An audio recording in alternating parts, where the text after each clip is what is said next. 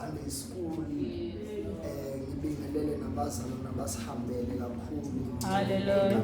NkaJesu phela sibashayile izandla. Ngibingelele nodade wethu lapha ya.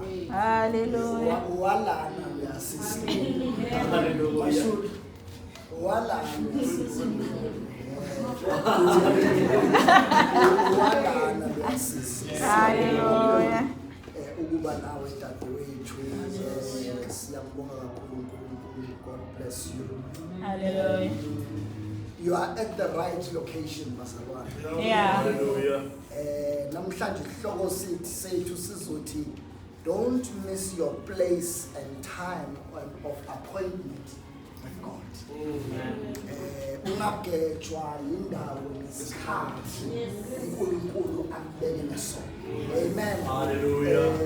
One of the things people will argue ukuthi it is okay noma ngingazile something because isonto likini. That's one of the biggest arguments. Oyithola kubantu abangasafuni ukuyisonto. We left church but not God church is me. Bese ingathi ungalandela kancane ukuthi mayephuma nje la bese ungena ekhikhini lejazz. Ufika umbheke uChurch ukwenzani uChurch yini church ayo lo bheka church lo malume ongenayo uze church nayo uzomgcoma. It's one of the arguments bazalwane that we argue ngoba izwi lenkosi lithi ningayeke ukuhlanganyela. Hallelujah. Imisele ekuhlanganyela because lento ye-location is very important. I remember ngosuku lePentecost khona lamadoda la wayesekamereni phezulu lithi iBhayibheli behlangene umoya ongcwele wehla kubo at that particular location because they were instructed ukuthi ningasuke eJerusalem niza so iJerusalem inikezwe location. That means at that particular time operation kaNkulunkulu is based kuleyo location abanikeze yona. Hallelujah. Hallelujah. Amen. Yes. Don't miss your time and place of appointment. Sizobukusana ke bazalwane ku Genesis 22. La iBhayibheli lethu elikhuluma ngendoda enkulu eBhayibhelini ekuthiwa uAbraham. Now bazalwane siyasazi story sika Abraham nalogogo ubani Sara. Ugogo wakhe. Siyasazi story sika Abraham noSara ugogo wakhe. Ukuthi bake bahlala isikhathi eside bengatholi abantwana. Hallelujah. Bahlala isikhathi eside kakhulu bethembekile kuNkulunkulu. Yes. I'm trying to link Bijana to short message yakithi le esuka lapha ukuthi bethembekile kuNkulunkulu. Thembeka kuNkulunkulu akushongo ukuthi sebezothola yonke into but they were challenged yokungathola abantwana. Athi siyalazi iBhayibheli lasho lafike ingilozi yasho kuAbraham ukuthi uzothola Abraham kwaba naloko kuphikisana lo ukuthi gogo ngokusemdala ingilozi yamphendula ngendlela emphendula ngayo. Now basebemthola umntwana. Amen. Mabemthola umntwana, this is where we find ourselves with Genesis 22. Sizoqala lapha ku1 singavala amehlo nje bazalwane ngithandaze nabafisa ukuthandaza nami. uNkulunkulu wethu umuhle wethembekile ungcwele. uNkulunkulu wethu uhlele ehlalweni nesuswe ngoNkosi yamakhosi uphakeme ukudlula iy'ntaba Nkosi yamakhosi uphakeme ukudlula ilanga ungcwele mdala wey'nsuku nezingelosi nezidalo mazibheka zithi ungcwele Nkosi yamakhosi zilahle umqwele enyaweni zakho zithi angekho uNkulunkulu njengawe siza kuwe Nkosi yamakhosi speak to our hearts speak to our minds Nkosi yamakhosi selekelele somandululo to carry this message loyo naloyo Nkosi yamakhosi ephuma ngengxenye kulo in the name of Jesus Christ amen. Now bazalwane we will start with Genesis 1 because today we will not preach but we are trying to teach this thing kaNkulunkulu bazalwane so mhlambe mangashisanga ngingangisuli ukuthi namhlanje ayibengibhora bengibhora manje ngiyacela ningangijaji bazalwane qala share chapter number 22 incwadi Genesis verses number 1 ukuyalezwa kuka-Abrahama kokunikela ngo-Isaka verses number 1 kwathi emva kwalezo zinto uNkulunkulu wamvivinya u-Abrahama wathi kuye Abrahama yena wathi nilapha wayesethi thatha manje indodana yakho eyodwa oyithandayo u-Isaka uye ezweni laseMoriya unikele khona ngaye abe ngumnikelo wokushiswa entabeni ethile engizakukutshela yona right bazalwane ungahlala nje shiya ngofunda uhleli ukhululeka kanye kwethu besekhaya now bazalwane zisuka kuGenesis 22 sekune crisis kulomuntu othembeke kuNkulunkulu eselinde for a long time Namsekumele athathe. uma uNkulunkulu esemnikezile indodana lithi iBhayibheli uNkulunkulu yena himself usefika kuAbraham Thatha yona leyo kuphela. uthi thatha indodana yakho eyodwa yiphi yona ngoba kunale eyodwa eqeda kufika uthi oyithandayo now lithi iBhayibheli uNkulunkulu uthi go and sacrifice your son Isaac in the region of Moriah. Now bazalwane it is 700 meters from the place or the mountain where uNkulunkulu athumele kuAbraham neGolgotha. okay Hallelujah. Amen. okay Amen. Kusho ukuthi kungamaqala awu700 because iGolgotha noma iCalvary is in proximity of Moriah. Two, listen to this bazalwane. Zazikhona nezinye intaba. Hallelujah. amen Uhamba nje uAbraham. Let's prove this bazalwane. Qhubeka ufundisha nje. verses number 3 uAbrahama wavuka ekseni wabophela imbongolo yakhe wathatha ezimbili ezincelweni zakhe noIsaka indodana yakhe waqanda izinkuni zomnikelo okuza kushiswa wasuka waya endaweni uNkulunkulu abemtshele yona. Right. uAbraham lithi iBhayibheli wavuka ekseni wathatha imbongolo wayibophela wathatha inkuni wathatha izisebenzi ezu2 nendodana bahamba. We do not see uAbraham echazela Manje. yokuthi mama sekunenkinga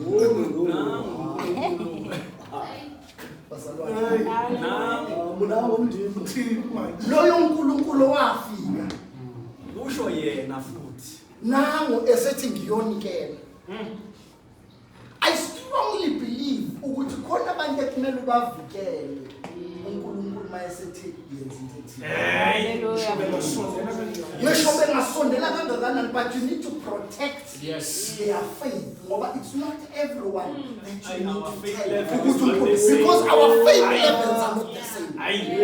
Jesus. To prove lokho iBhayibheli like lathi abaphume aboloti bangabheke emuva. iBhayibheli lithi ubani owabheke emuva iphumile akabheki ngoba ethanda izindaba kodwa ubheka ngoba khona into eligugu kuye eselemuva.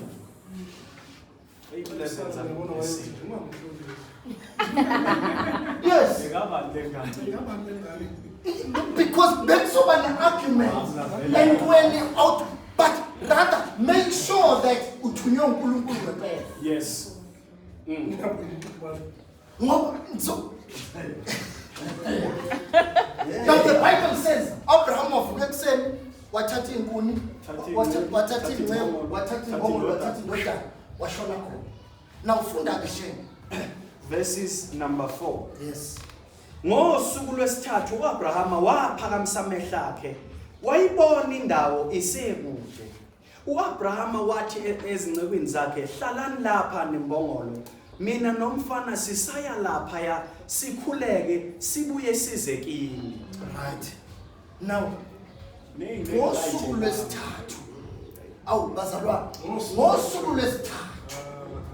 Now there is a parallel between what is happening here, because what is happening here is going to introduce Jesus. Hallelujah. Because ngosuku lwesithathu uMaria bebheke thuneni bebuzana ukuthi leli ke siyoliphelela ubani bafika engekho abazomgibela ithi Hayi netshe ligenile. netshe ligenile. Now bazalwane on the third day uAbraham mabehamba ukuprove ukuthi bebethunywe entabeni ethile angicabanga ukuthi bebehamba nje bengayiboni ezinye intaba. Kodwa masibebona lena. Kodwa lithi iBhayibheli when identified intaba athunywe kuyo. Hallelujah.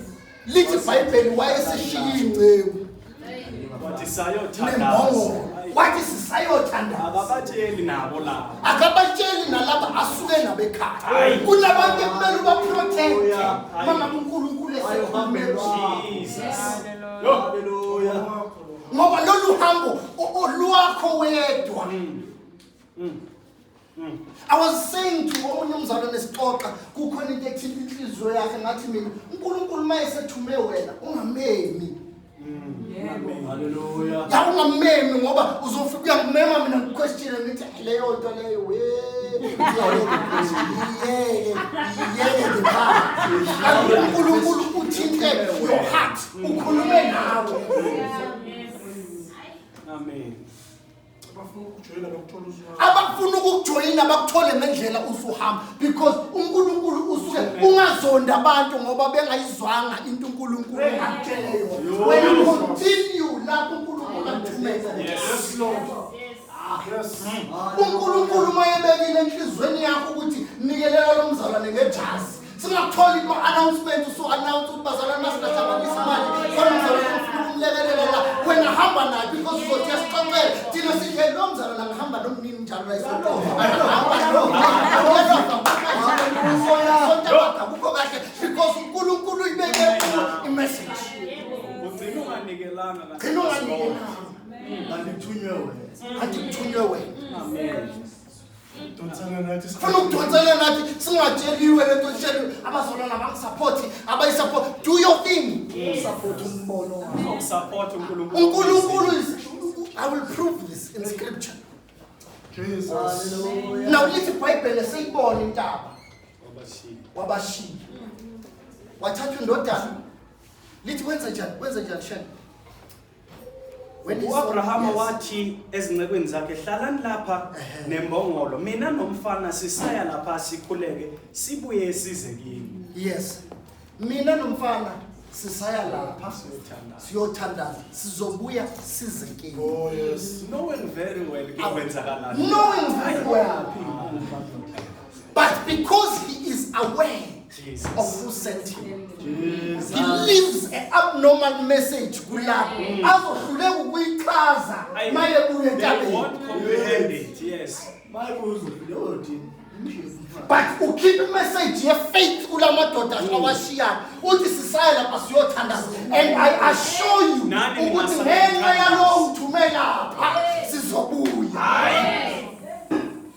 Sizobuya size kini. Although ongithumile uthe go and sacrifice uyomshisa khona, but I assure you my relationship nalowo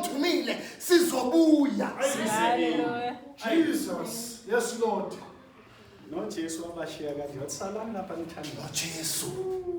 There's a beautiful parallel because uJesu ushiya abafundi bakhe ushiya u12 uthatha le3 uJohn namadodana kaZebedeo uthi salani lami khuleka uhamba uyothanda because kumele kube nebanga phakathi kwalabo hamba nabo nawe wena uNkulunkulu akhulise. yes Jesus did it. Ngesikhathi ephuma ithuka eziyigazi wayeyedwa lapha. No baba lo Abraham wenza the same thing. Ushiya lapho ukhuphukela endaweni athunywe kuyo. Now ufunda ke share. I want us to draw a very careful parallel. verses number 6 uAbrahama wathatha izinkuni zomnikelo obuza kushiswa wazibeka phezulu kaIsaka indodana yakhe Imaki manje. yo Jesu thathani izinkuni Yesu Abraham ayokushisa ngazo. yes Uyibeka phezulu kabani? Isaka Bazalwane. uJesu mayeya endaweni ekuthiwa yikhanda. yes Lithi iBhayibheli wayethwele ikhuni. yebo Ikhuni alidinga ukuthi lithwalwe ubaba. But Lathwalwa as yilo. much as ubaba enamandla Jesus. okuthwala lolu khuni. Kodwa But ukhuni Jesus. kumele luthwalwe yindodana. Sacrifice. Because this is the sacrifice. Christ Jesus Suka lapha indaba yokukhulu. Isuka lapha indaba yokhuni because mayikhuphuka indodana ikhuphuka with the heavier load. Ubaba uyiphathele nje ubetshisi. Robes. Inkunzi kulelo. Uloko dlalisa nje leyo lokuthi indodana ithwele lolu khuni, which is a parallel to what Jesus did. Because uJesu bezombethela kwakumele uqala kuthwala yena akhuphuke nabo entabeni Jesus. eyithwalele ezithwalele. Qhubeka ke sheni. waphuma esandleni sakhe umlilo nomese bahamba bobabili kanye kanye uIsaka wathi kuAbraham uyise baba wathi yena ngilapha ndodana yami wayesethi bheka nanku umlilo nezinkuni kepha iphi imvu yomnikelo ezakushiswa nami Right. So kubuza umnikelo manje. uthi umnikelo Bazalwane, umnikelo ukubuze to a point ukuthi uNkulunkulu akupropel ukuthi yenza into wenzela umuntu othize. iBank account ithi ngayiphi. yes nami yo Kubuza umnikelo. Uthi mawuchecka ku-app ithi 99 rand. uthi Nkosi isikwa sala ekhaya Umnikelo uquestion ukuthi ngani baba. Hey. bona lo 99 Kufuneka u50 rand manje.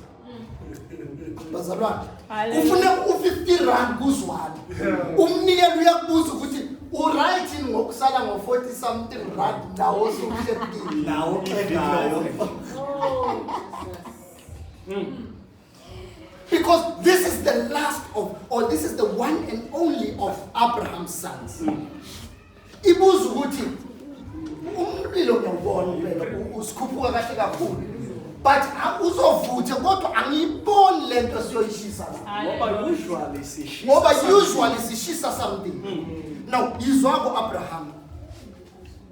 verses number 8 uAbraham wathi uNkulunkulu uzakuzibonela imvu yomhlatshelo yomnikelo ezakushiswa ndodana yami Yes. bahamba bobabili kanye kanye Right.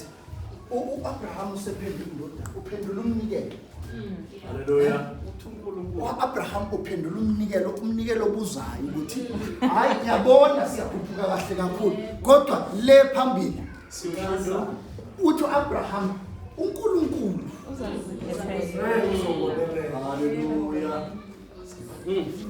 loyo uNkulunkulu mawuthunywe nguye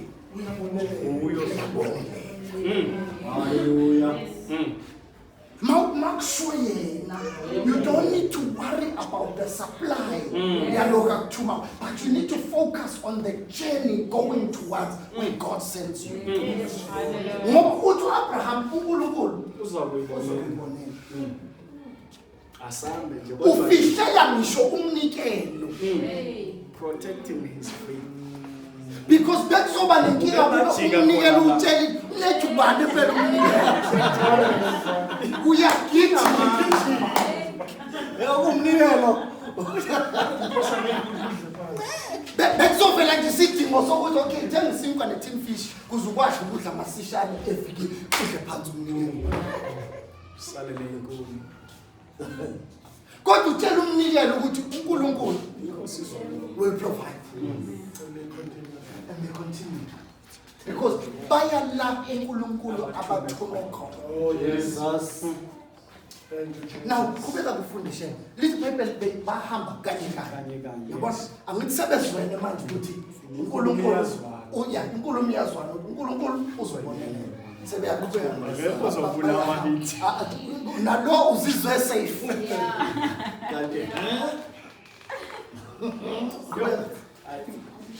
Verses number 9. Bafike endaweni uNkulunkulu abemtshele yona. Yes. uAbraham wakha khona ialtar. Yes. Walungisa izinkuni, wambopha uIsaka indodana yakhe. Wambeka ealtari phezu kwezinkuni. Bazalwane. Hayi bazalwane. Uyambopha. Hey, Beka phezu kwezinkuni. Jesus.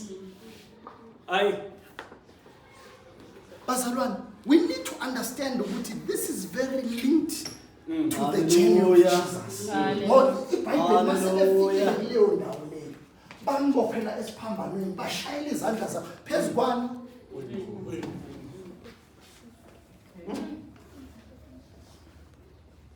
Umnikelo ngaleso sikhathi awusabuzi lutho ngoba uchazile. Yes. Yes. Hallelujah. Akusena nkulumo eqhamuka emnikelweni ngoba uexplainela ukuthi uNkulunkulu uzo noma sengiboshelwa angigabazi ngoba ngitsheliwe ukuthi uNkulunkulu uzoyibona. Yes. Hallelujah. Noma kubuhlungu kodwa. Noma kungasayiqondi lento eyenziwa yiloba kodwa kunethe kwathintwa kaNkulunkulu umnikelo wavala umlomo wathi uNkulunkulu kuthuzwa yibonela. Yebo khona ngiyaboshwa manje njengoba ngiboshelwe enkunini. I don't know what's happening but okusalayo ngoba ikhulunyiwe indaba kaNkulunkulu engezanga hayi uNkulunkulu uzoyibonela. Ngoba noma wayesemdala futhi wayengeka samthola benu baba but because uNkulunkulu useshilo lo uNkulunkulu wakhuluma kungenzeki kwabakhona akwenzeke njengokusho kwakhe. Yebo khona ngiyathanda ukuyidoubt lento kaNkulunkulu but umama wafika uNkulunkulu kuyena wathi njengoba usumdala kanje it will happen so I trust that God. Yes. Makunguye awenzeke. Ngoba ayisacaci le ndaba yenkulu nomnikelo nokubekwa kwampheko yenkulu ayenze ayicaci njengale ndaba yokufika kwami. Hallelujah. Ayizange icace nendaba yokufika kwami ukuthi ugogo sebheke ku-400 nakho mina ngiyafika so ayizucaca manje ngoba seyifunwa yini ukuthi icace. Yes. Uthi uJesu mangabe sekufe uLazaro sebezomtshela uqhubeka nohambo ngoba kufanele lento ingacaci bazalwane ingenzi sense kithi ukuthi nangu uLazaro sekuphe kuphela sense yabantu nangu ngathi osuku lwamaJuda kuthiwa after 3 days or less 4 kusho ukuthi is declared dead wathi ayingenzi sense lento ngoba yenzi sense kuye. Hallelujah. Yenze sense umnikazi wakhe. Now lithi iBhayibheli wambophela kuleyo ndawo Umbeke altar. wambeke altar. Qhubeka beshe. Verses number 10. uAbrahama welula isandla sakhe. Yes. Wathatha umese ukuba ahlabe indodana yakhe. Yes. Kwase kumemeza kuye ingelosi kaJehova isezulwini ithi Abraham, Abraham. Yes. Yena wathi ngilapha. Yayisithi ungabeki isandla sakho kumfana. Ungenzi lutho kuye. ngokuba ngiyazi manje ukuthi uyamesaba uNkulunkulu. Lokhu ungagodlanga kimi nandodana eyodwa yakho. Yes. Awubazalwane. Hallelujah. Uma usufikile ku location ngesikhathi uNkulunkulu akusho ngaso, you don't stop listening to God. Hallelujah. Kunezwi ekufuneka ukuthi lingakuthukeli, likuthole noma usuku location, likuthole noma ususesontweni, usufikile endaweni bese ungalahlekelwa liphimbo elikubize kuleyo ndawo ngoba you will miss the instruction ngenxa yokuthi usu-emotional, uzombulala u-Isaki uma udisconnected in the name of God. Kanti uNkulunkulu ubesekhulumile, you stopped listening because you became emotional. Yo. For Isaka ngafamile. Afe u-Isaka kungafanelanga afe because you stopped listening. Uhlale wathi ngoba sengifikile esontweni Nkosi yami, useshele wathi ube emotional, ulahlekelwe i-change of instruction. Afa in the name of God. Wena uhamba utshela abantu ukuthi ngafelwa ingane kwazi uNkulunkulu wathi kanti you stopped listening. Ziningi izinto ezenzakalayo bazalwane when you stop listening to the one who has sent you to the place.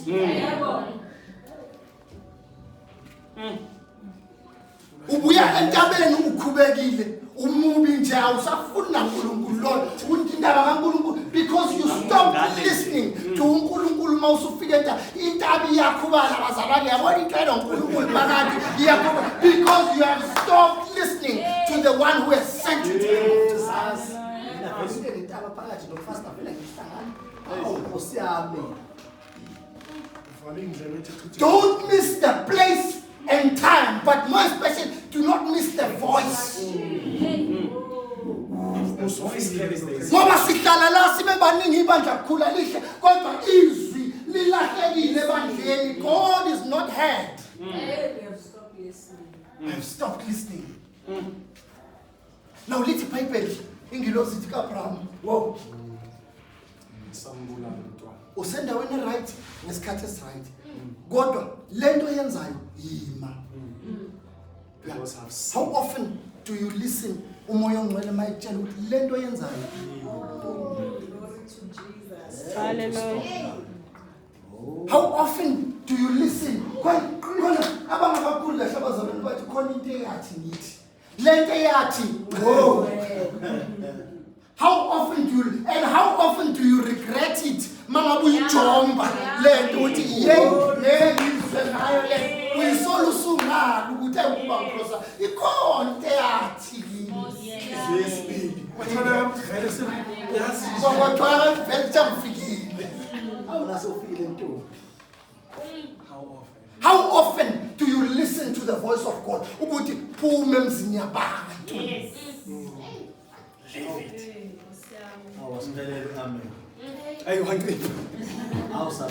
How often do you listen to uNkulunkulu mayethi yekela leyo nto leyo? So kuthola endaweni eready noma ineready every Sunday because you fail to listen to uNkulunkulu mayethi siyawuxhuma njalo every Sunday usemadolweni ufuna ukuchazela nothandazayo ukuthi yini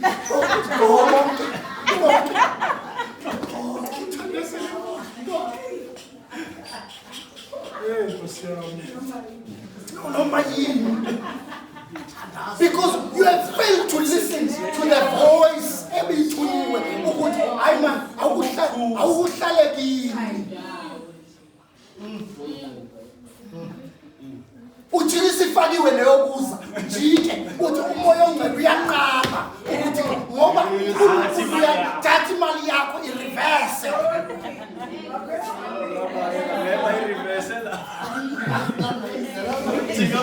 UFNB uyayireverse i-wallet, ireverse star 144 ireverse because the Holy Spirit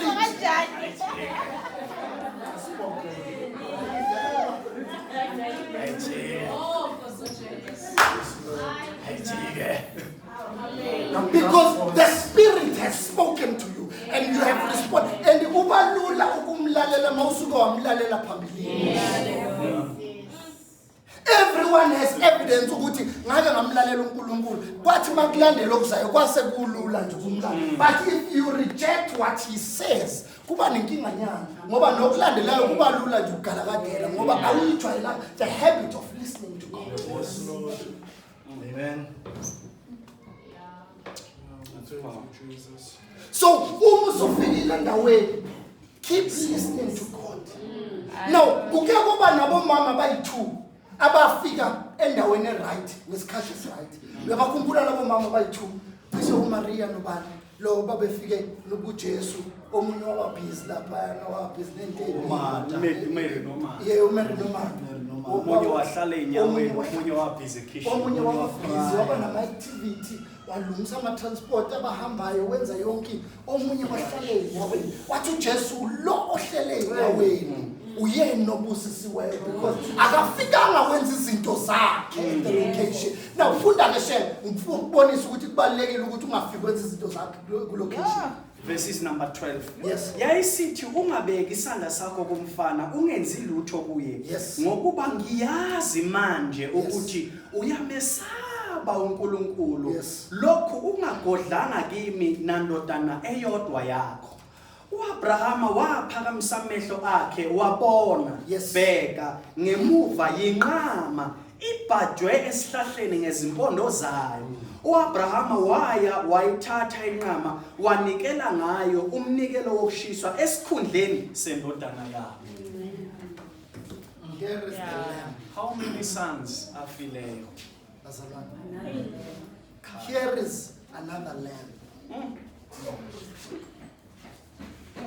Now, iwundlu leli elingenasici elifika lizo replace the place of the boy.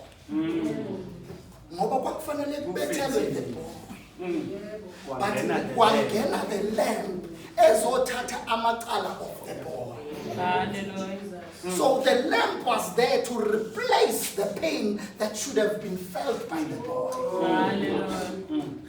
Ipain yokubulawa ubaba wakho because uJesu uza nje uzolamula impe phakathi komuntu noNkulunkulu ukuthi ulaka lwababa aluwele.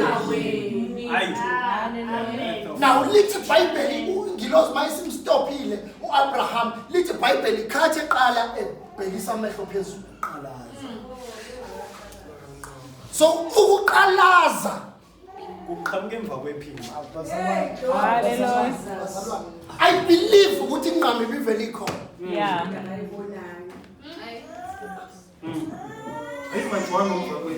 Ayibhajanga emva kwezwi but inqama yayivele ikhona. Yebo. Hallelujah. Kodwa kuthe ngakhuluma izwi wayesephakamisa amehlo and then he saw inqama. Yes. Hallelujah.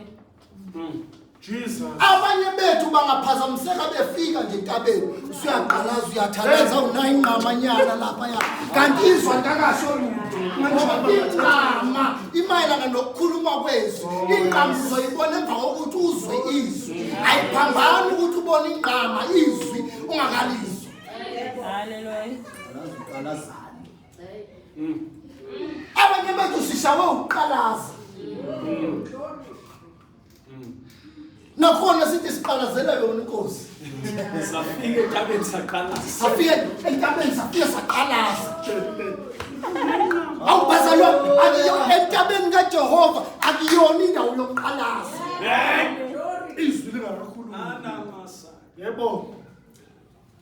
Wemadoda entabeni kaNkulunkulu akuyona indawo yokuqalaza. Yeah. Hallelujah. Akukhulumiswe. Bosesi entabeni kaNkulunkulu akuyona indawo yokuqalaza. Hallelujah. Jesus. Kodwa mase kukhuluma izwi Qalazela kangcono. kodwa lithi iBhayibheli waphaka wenzana amehlo Phakamisa phakamisa amehlo. Selikhuluma izwi wayesebheka nenhlanyana. Siyabonga. Ya akabheki futhi phansi. Hallelujah. Wayibona inqama igaxele enhlahleni. Kusho ukuthi iappointment yakhe nenqama nayo yonke into was set up entabeni. Amen. and kube waya kwenye intaba ubengeka ifice lengqama awubazalwane ubengeka ifice lengqama uNkulunkulu amlungisele yona entabeni yaseMoriya. Hallelujah. Ngoba njengoba ubone ngathi uhambo lithatha 3 days nje kunengqama elungisiwe usalungiswa usondela ngapha uNkulunkulu sondeza ingqama usondela ngapha entabeni uNkulunkulu usiza ungasheshi futhi ufike entabeni uNkulunkulu engabayinyuse time and place. Hallelujah. Yonke into inesikhathi sayo. Hallelujah.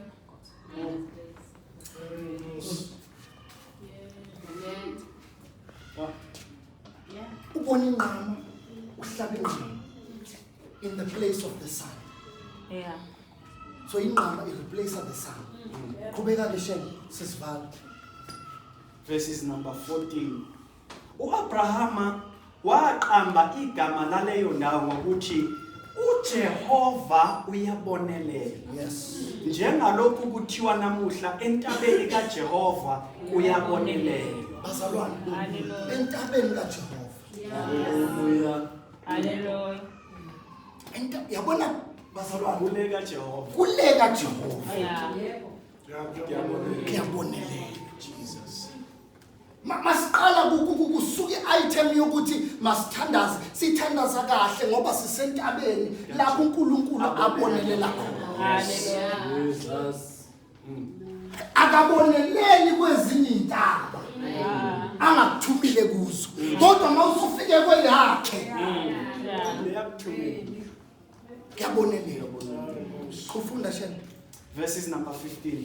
Ingelosi kaJehova yayisimemeza kuAbrahama ngokwesibili isezulwini ithi ngizifungile usho uJehova ukuthi njengokuba ukwenzile lokhu ungagodlanga indodana yakho eyodwa ngiyakukubusisa nokukubusisa ngandise nokwandisa inzalo yakho ibe ngangezinkanyezi zezulu nangezihlabathi zasogwini lolwandle inzalo yakho inqobe isango lezitha zayo. bazalwane uAbraham is not going to have anything to do nezinkanyezi zezulu esahlule ukuhambisa lokuyi1 uNkulunkulu amtshela ukuthi akuhambise Yo bakhulume ngezinkanyezi zezulu nje ngoba useke wathembeka. Hallelujah. Amen. akagodlanga loyi-1. Because he was faithful ngalo oyi1 wokugcina. Lithi iBhayibheli ingilozi ithi ke hayi uNkulunkulu uthi angitsheleke ukuthi njengoba usulethe lo Yeah. because you have been faithful and loyal to what God has said, I will make your generation multiply like the stars in the sky. Hallelujah. Use multiplier lo 1 uAbraham athembeke ngayo kaningi. Hallelujah. But uNkulunkulu akamthathanga u1. Hallelujah. Awubazalwane. Hallelujah. Ngiyambonga uNkulunkulu ukuthi asinabo abahola abahlala befuna ukuthatha u1 wokugcina kithi. Yeah. Yeah. Hallelujah. Ukuthi nje letha u1 wokugcina mlethela kimi. Ake ngichaze kancane. Remember umprofeti loya owafika umfelokazi wathi unamafutha amancane nangqana wathi qala ngami wadla umprofeti wayese ema. The trick is ukuthi umprofeti wenza kwa multiplyeka akamshiyana ngenalutho. Yeah. Laba bamanje bashaya Isikhathini esikuso kudliwe yonke into umuntu engakushina multiplication kodwa ekudlile lokwakho. Hallelujah. ukhasile ngebande zayo senze namaplate. But God multiplies it. Now uthi uzoba baningi njengeyita on the heavens njengehlabathi zolwandle. Bese qhubeka ke shenge sivala. Verses number 18. Nangenzalo yakho ziyakubusiswa izizwe zonke zomhlaba ngokuba ulalele izwi lami. Nangenzalo yakho ziyobusiswa zonke izizwe through your offspring. Through your, that is why through Abraham uyise wabakholwayo. Because through his offspring kuyobusisa zonke izizwe. lifunde function nobusiswa Nangenzalo yakho ziyakubusiswa izizwe zonke zomhlaba ngokuba ulalele izwi lakhe. That is the power of listening to the word of God. Because of you, the church will be blessed. Hallelujah. Because of you, your family will be blessed. Because of you, your neighbors will be blessed. Ungajabulela ukuthi ubusiseke wedwa nje sibabasa wena ukuthi hey mama nayitezi, but when God has really blessed you, your multiplication needs to multiply kubantu abaseduze kwakho. Ungabi nabantu abaxekekile uNkulunkulu ebusisile. Hallelujah. Hallelujah. Nations must be blessed because you have listened to the word of God. Webazalwane, in terms of listen to the word of God. Hallelujah. Yabona izwi likaNkulunkulu lilalele because it is always there and it will always speak to whatever situation odlula kuyo. Be very vigilant ukuthi ungeqiwa izwi likaNkulunkulu ngoba ziningi izinto esizisola ngazo esazenze ezweni ngenxa yokuthi sajomba izwi likaNkulunkulu ngoba sitshela ukuthi siyaphila. Hallelujah. Ngoba sitshela ukuthi siyaphila. Sayitshela ukuthi siyaphila kanti sesifa. Ngoba uthe ushe ngephasika akudingi ibhokisi kubonakala ukuthi akunesifo. Yeah. Hallelujah. So I pray for you bazalwane ukuthi do not stop listening to the word of God. Noma usufikile enkonzweni, noma usufikile lapho uNkulunkulu akuthume khona, but do not stop. Indlebe yakho kuNkulunkulu ayinasu noma ngabe emotional kangakanani noma ngabe uhlubuke kangakanani, but do not stop listening. You can imagine Abraham's situation. He was very emotional. I believe he was crying, but he never stopped listening to the voice of God. God bless you.